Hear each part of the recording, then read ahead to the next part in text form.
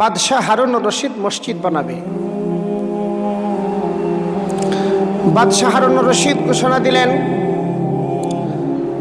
আমি আমার নিজের অর্থায়নে একটা মসজিদ নির্মাণ করব। সমস্ত রাজ্যে এলান করে দিলেন, আমার মসজিদের ভিতরে তোমরা নামাজ পড়বা, ইবাদত করবা, কিন্তু আমার মসজিদের ভিতরে কাউকে দান করার জরুরত নাই। বাদশার ঘোষণা অনুযায়ী বাদশাহ মসজিদ নির্মাণ শুরু করলো। মসজিদ নির্মাণ হয়ে গেল। বাদশাহ হারুন রশিদ রাত্রের বেলায় যখন ঘুমাইছে, ঘুমের ঘরে স্বপ্নে দেখে বাদশাহ হারুন রশিদকে ডেকে ডেকে বলতেছে, এই বাদশাহ, তুমি যে মসজিদ নির্মাণ করেছ, এই জন্যে আসমানের মালিক আল্লাহ খুশি হইয়া তোমার জন্য জান্নাতের ভিতরে একটা বাড়ি বানাইছে। কারণ হাদিসে পাকে আছে, সরওয়ারে দো আলম নবী বলেন, দুনিয়ার জমিনে যারা মসজিদ বানাবে, মসজিদ নির্মাণ করবে, মসজিদ নির্মাতাদের জন্য আল্লাহ তাআলা জান্নাতের ভিতরে বাড়ি বানাবে।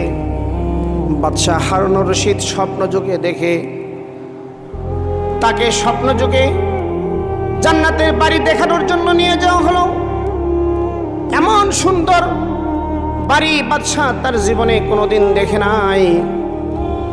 বাদশাহ তার নিজের জান্নাতের বাড়ি দেখা সে যখন তার বাড়ি থেকে বের হয়েছে, তার বাড়ির অপোজিটে আরেকটা সুন্দর বাড়ি দেখা যায়। বাদশাহ যখন ওই বাড়ির দিকে হাঁটি হাঁটি পা পা অগ্রসর হলেন, বাড়ির গেটে যাওয়ার সাথে সাথে গেটের প্রহরী বলে, বাদশাহ, এই বাড়ি তো আপনার না। বলে, তাহলে এটা কার বাড়ি? বলে, আপনার মসজিদ নির্মাতা মসজিদ নির্মাণের কাজে অংশগ্রহণ করেছে একজন রাজ্যপাল, এটা তার বাড়ি, তার নাম হলো আহমদ। বাদশাহ হারুন রশিদের ঘুম ভেঙে গেল, পেরেশান হয়ে গেল। পরের দিন দিনের বেলায় মসজিদে যত লোকজন কাজ করেছে, সমস্ত রাজ্যপাল রাজমিস্ত্রিদেরকে তিনি খবর দিলেন, নিজের রাজপ্রাসাদে আপ্যায়নের ব্যবস্থা করলেন, তাদেরকে সুস্বাদু খাবার পরিবেশন করলেন। এক পর্যায়ে বাদশাহ ডেকে ডেকে বলে, তোমাদের এই মজলিসের মধ্যে আহমদ নামে কে আছো? আহমদ নামে একজন হাত উত্তোলন করলো। বাদশাহ, আমি আহমদ।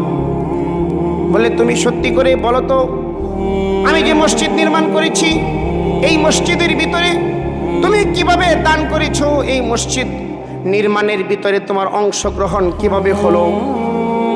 বাদশাহ যখন তাকে অভয় দিল,